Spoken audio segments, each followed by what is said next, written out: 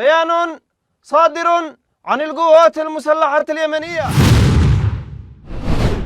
Konflik regional meledak ke level baru. Balasan Israel atas serangan rudal balistik hypersonic Houthi ke Bandara Ben Gurion menghancurkan pabrik, pelabuhan, dan pangkalan minyak di Yaman.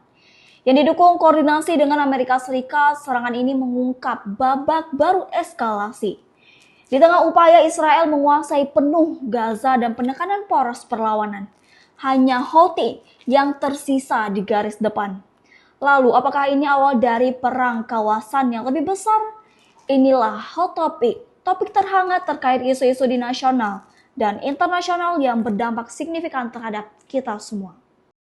Ketangguhan Houthi Yaman di tengah kepungan Israel dan Amerika. Militer Israel pada Senin 5 Mei 2025 melancarkan serangan dahsyat ke wilayah Houthi Yaman. Sebuah pabrik semen dan pangkalan minyak di Al-Hodeidah dihancur leburkan. Kobaran api bergulung-gulung sangat besar sesudah serangan dilancarkan 38 jet tempur Israel yang meluncurkan 48 rudal udara ke darat. Militer Israel menyatakan pabrik semen itu dihancurkan karena dianggap menjadi bagian sumber daya ekonomi Houthi membangun terowongan dan infrastruktur militer. Pelabuhan Laut Hodeidah juga diklaim Israel berfungsi sebagai pusat transfer senjata dan peralatan Iran untuk kebutuhan militer Houthi. Stasiun televisi Al-Masirah yang dikelola Houthi melaporkan 6 gelombang serangan Israel menghantam pelabuhan Hodeidah. Jurnalis Axios Barak Rafid mengutip seorang pejabat senior Amerika yang mengatakan serangan udara Israel tersebut telah dikoordinasi dengan Washington. Sumber Pentagon mengatakan kepada jaringan televisi Al Jazeera, pasukan Amerika tidak berpartisipasi langsung dalam serangan Israel ke Yaman. Serangan udara ini diawasi langsung Perdana Menteri Benjamin Netanyahu dan Menteri Pertahanan Israel Katz dari sebuah pusat komando di Tel Aviv. Gempuran udara Israel ke Yaman ini bukan pertama kalinya. Pada bulan Desember 2024, rudal Israel menghantam terminal minyak besar Ras Isa. Israel memutuskan serangan belasan besar ke Yaman setelah sebuah rudal balistik hypersonic Houthi menghantam Bandara Internasional Ben Gurion, Tel Aviv pada Minggu 4 Mei 2025. Rudal balistik itu lolos dari jegatan kubah besi atau Iron Dome Israel maupun sistem rudal pencegat TAAD milik Amerika yang ditempatkan di Israel. Houthi Yaman mengincar dan menyerang Israel sejak November 2023 atau sesudah Netanyahu melancarkan operasi penghancuran Gaza. Beberapa kali rudal balistik dan drone jarak jauh Yaman berhasil mencapai target di kota pelabuhan Eilat maupun Tel Aviv. Sementara, Presiden Amerika Serikat Donald Trump sejak sebulan terakhir memulai perang agresifnya melawan Houthi Yaman. Trump menyebut pertempuran itu untuk melindungi kepentingan pelayaran internasional di Laut Merah yang terancam oleh blokade Houthi Yaman. Houthi merespon serangan bertubi-tubi Amerika dengan menggempur armada kapal induk USS Harry S. Truman. Hasilnya, kapal induk itu menjadi zona pertempuran di Laut Merah setelah kehilangan satu unit jet tempur F-18 Hornet saat bermanuver menghindari rudal Houthi. Kemampuan tempur Houthi Yaman menyusul keberhasilan aneka operasinya ke Israel serta target Amerika dan Inggris di Laut Merah dikenal sangat mengejutkan. Pentagon hingga saat ini telah kehilangan hampir 20 unit drone intai serang MQ-9 Reaper di berbagai lokasi di Yaman. Nilai kerugian atas kehilangan belasan pesawat nirawak super canggih ini mencapai puluhan miliar dolar Amerika. Belum terhitung jumlah kapal-kapal kargo maupun tanker minyak yang ditenggelamkan di Laut Merah. Sebuah kapal kargo raksasa Galaxy Leader milik pebisnis Yahudi Inggris kini masih disita Houthi dan ditambatkan di lepas pantai Hodeidah.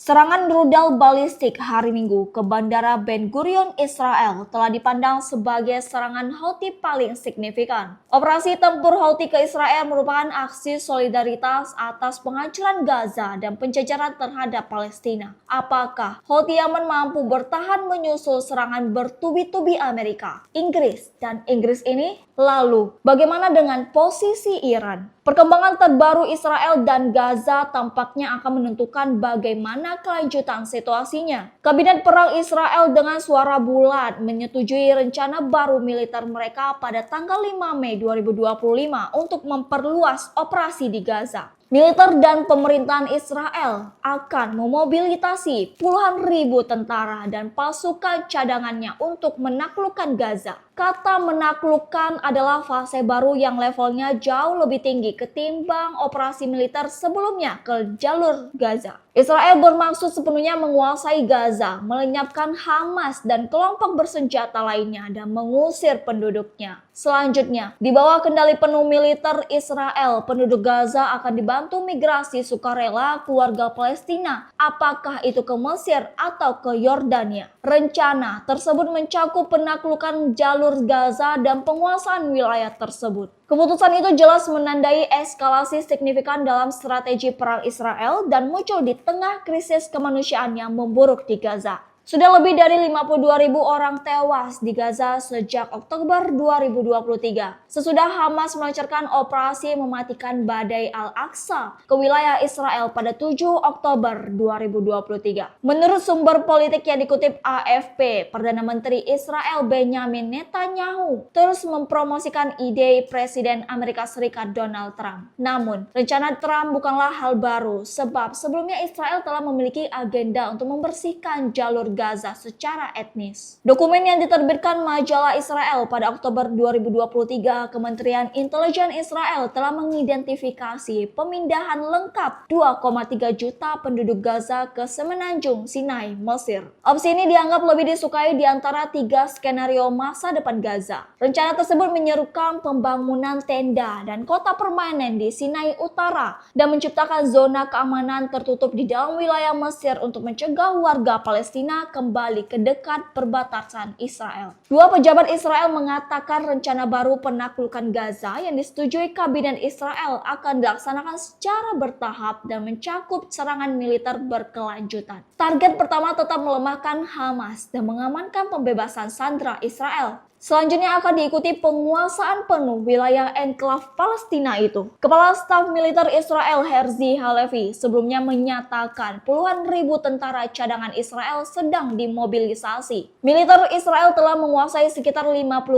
wilayah tersebut dan melancarkan serangan gencar sejak mengakhiri gencatan senjata pada Januari 2025. Para kritikus mengatakan relokasi penduduk Gaza sama saja dengan membersihkan etnis dan gagasan migrasi sukarela telah dikecam sekutu Israel di Eropa dan dunia Arab. Israel sebelumnya menduduki Gaza dari tahun 1967 hingga penarikannya pada tahun 2005. Hamas kemudian menguasai jalur tersebut sejak tahun 2007. Eskalasi di Gaza ini diyakini akan meningkatkan agresivitas Houthi Yaman sebagai satu-satunya kekuatan signifikan yang melanjutkan agenda poros perlawanan. Setelah kekuatan inti Hamas dihancurkan, Hizbullah Lebanon dideklarasi dan rezim Bashar al-Assad di Damaskus runtuh. Poros perlawanan berkurang kemampuannya melawan Israel. Iran telah mundur begitu Hizbullah Lebanon melebat dan Bashar al-Assad didongkel kelompok Abu Muhammad al-Julani. Pada akhirnya, perlawanan langsung ke Israel dan juga perlindungannya seperti Amerika dan Inggris hanya bisa dilakukan oleh Houthi Yaman. Kelompok pro-Iran di Irak tidak berani melakukan aksi-aksi serangan ke target Israel karena kontrol ketat pemerintahan di Baghdad. Dengan demikian, praktis tersisa Houthi Yaman dan Iran yang memiliki kemampuan signifikan untuk melawan Israel di Timur Tengah. Turki tidak berani secara terbuka menantang Israel meskipun memiliki pijakan kuat di Suriah menyusul dukungan ke Al-Julani. Sementara, rezim yang berkuasa di Damaskus yang begitu keras memanfaatkan sentimen agama untuk berkuasa berdiam diri menghadapi agresivitas Israel di selatan Suriah. Ini ironis dengan kemunculan Houthi, kelompok minoritas di Yaman yang memiliki nyali besar melawan Israel dan sekutunya. Nama kelompok ini aslinya Ansarullah, tapi lebih populer disebut Houthi. Diambil dari nama pendiri gerakan mereka, Hussein Badreddin al-Houthi. Mereka semula kelompok lokal yang terlibat pertikaian lokal dengan penguasa Yaman yang kuat pada awal tahun 2000-an. Protes musim semi Arab mengubah segalanya. Mereka berbasis menuju ibu kota Sanaa dari kota Sa'adah merebut kekuasaan pada tahun 2014. Presiden Abdullah Saleh yang sebelumnya digulingkan kelompok yang didukung Arab Saudi dan Emirat Arab berkoalisi dengan Houthi. Presiden Abdrabbuh Mansur Hadi tersingkir. Houthi mengibarkan kekuasaannya di Sanaa dan memperluaskan hingga pesisir Laut Merah. Sejak Houthi merebut kekuasaan, Yaman yang sudah menjadi negara Arab termiskin telah terkoyak perang saudara yang dahsyat. Diperkirakan 150.000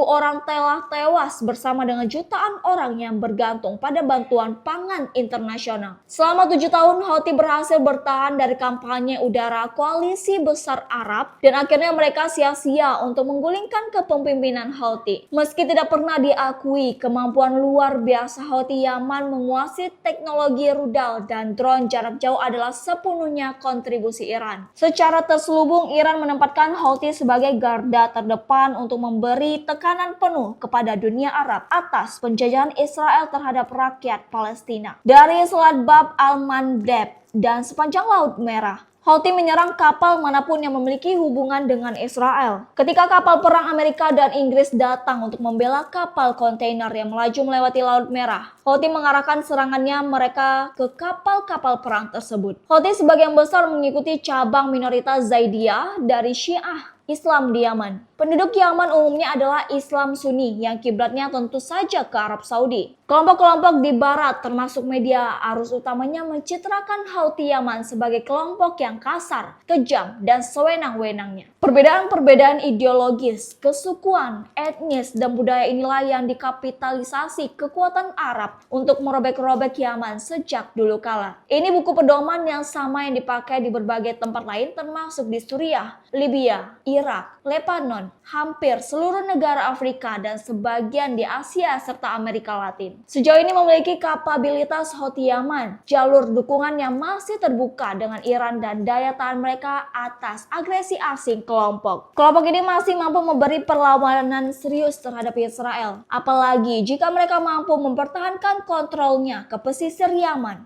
Laut Merah akan terus menjadi kuburan bagi kapal-kapal terkait Israel, Amerika, dan Inggris. Tribuners, Yaman masih menjadi negara termiskin di Jazirah Arab hingga saat ini. Kemiskinannya telah membuat jutaan penduduk negara ini tergantung pada bantuan pangan internasional. Tetapi, di sisi lain persekusi Amerika dan sekutu yang didukung koalisi Arab memberi kekuatan lain pada Houthi Yaman. Pertempuran bertahun-tahun di Yaman dengan segala pengorbanan yang diderita rakyat negara ini nyaris tanpa perhatian signifikan dari dunia internasional. Yaman kerap dijuluki perang yang terlupakan atau Forgotten War akibat minimnya perhatian dan kepedulian masyarakat global. Israel kini telah merasakan ledakan dahsyat rudal balistik hypersonic Yaman. Iron Dome dan sistem percegat THAAD milik Amerika berhasil ditembus. Inilah sinyal kuat serangan penghancur lainnya ke target-target Israel dan pangkalan Amerika di Timur Tengah hingga menunggu waktu. Dunia Arab pun kembali berdegup kencang ikut was-was jika Houthi menemukan bukti keterlibatan mereka pada serangan Israel dan koalisi sekutu ke Yaman.